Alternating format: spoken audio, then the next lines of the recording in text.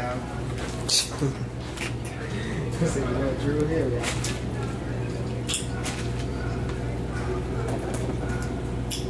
He said, I'm gonna be with the clip.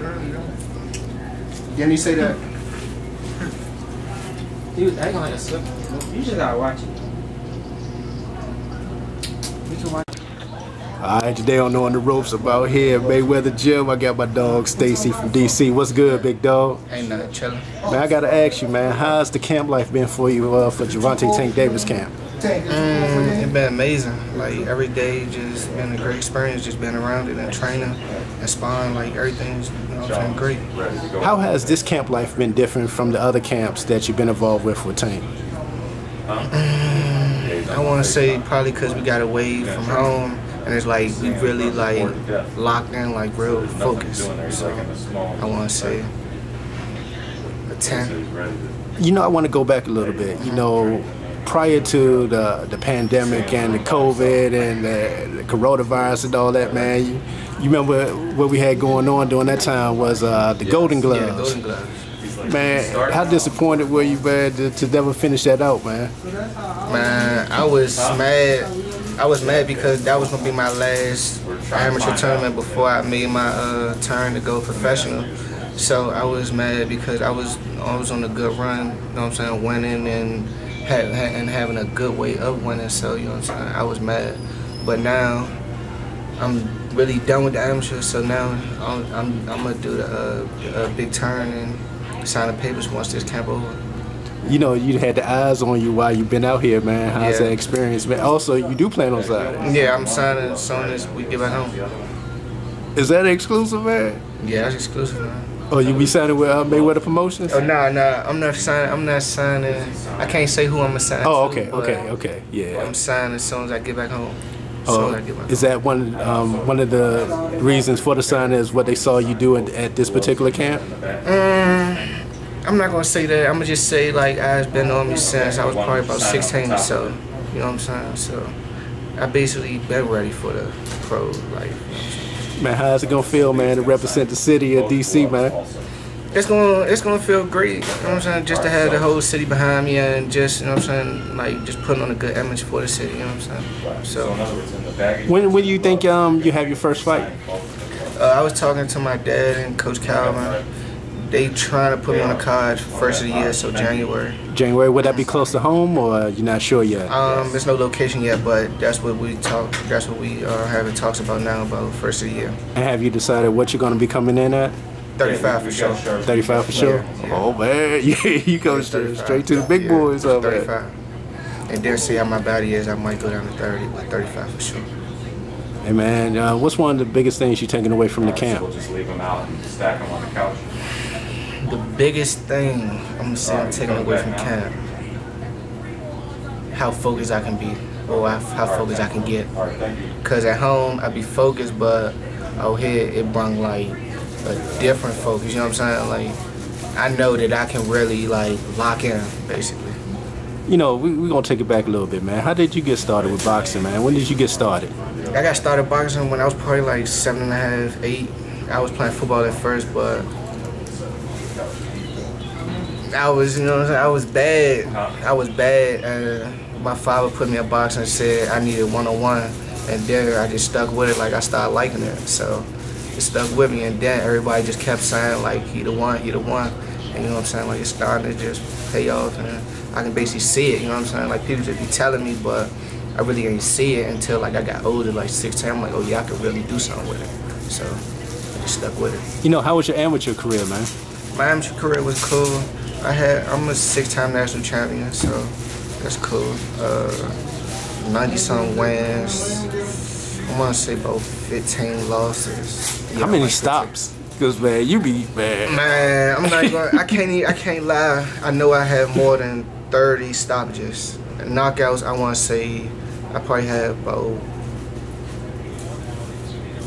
5 to 10, because I ain't really started knocking people out till I was like 14, 15. And then when I was 14, 15, I really wasn't fighting like, you know what I'm saying, like active how I was when I was younger. So I want to say I probably got about like 5 to 10 knockouts, like the ref, it was over type stuff. Now, how long have you been involved with Coach Calvin? I've been with Coach Calvin for about 3 years now, going on 4. How's that experience been for you since you've been with him? Great experience. Like Coach Calvin, basically, like as soon as I got there from day one, he welcomed me in like I was his own. Like training with the pros at 10 o'clock. Like he just basically welcomed me. Like I was family. Like I basically like grew up with him. You know what I'm saying? So it's been excellent since day one. Do you see this as an easy transition into the pros, man, for yourself? Yeah, I'm gonna say it's gonna be an easy transition because like I said, I've been breaking since I was probably like 16, 17. Cause ever since I was 16, 17, I was sparring with professionals, and just for me to, you know what I'm saying, like see how I can work with the pros, and some of them was working with me, and some of them were trying to, you know what I'm saying, take my head off. So to see that they couldn't do it, no, that just made me like, you know what I'm saying, like make me realize that I'm ready for it. And now that I'm old enough and basically like strong enough, I'm gonna be a problem in the pros for sure. Do you think you're coming in under the radar? Yes, right now, because you know what I'm saying, I ain't really been making no noise this year or last year, so I'm definitely coming under the radar. You like a quiet assassin, man. Yeah, you like, don't do no really talking except with your gloves, man. I really don't do a lot of talking. Man, I'm excited for you, man. To see big things coming, man. Y'all be on the lookout, man. Next year, coming in at the 135, we're gonna make a lot of noise, man. Yes. And this my dog Stacy, man. Straight out of DC. On the ropes. We out. We out. Appreciate it.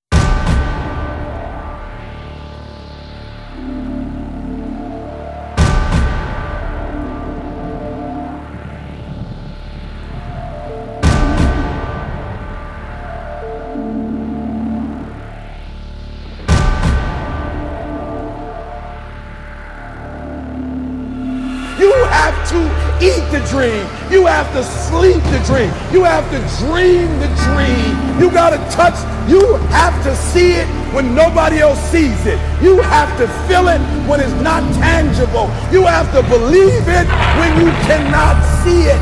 You gotta be possessed with the dream. The dream.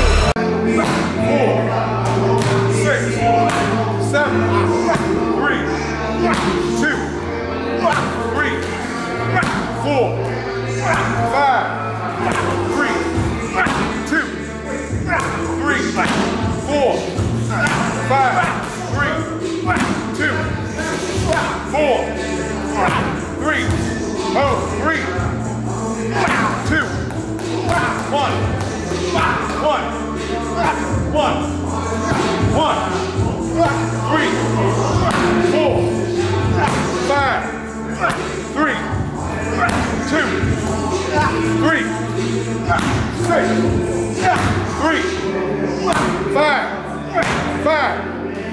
5, 3, 2, 3, 4, 3, 2, 3, 4. Push. Come on. Fight down on him. Fight down on him. Fight down on him. You hear? 2,000. Come on. I ain't seen working hard yet. Fight supposed to be easy. You hear what I said? Fight supposed to be easy. This that level right here. This that level right here. They gotta pay to see you, man. You hear what I'm saying? They gotta pay to see you so you can't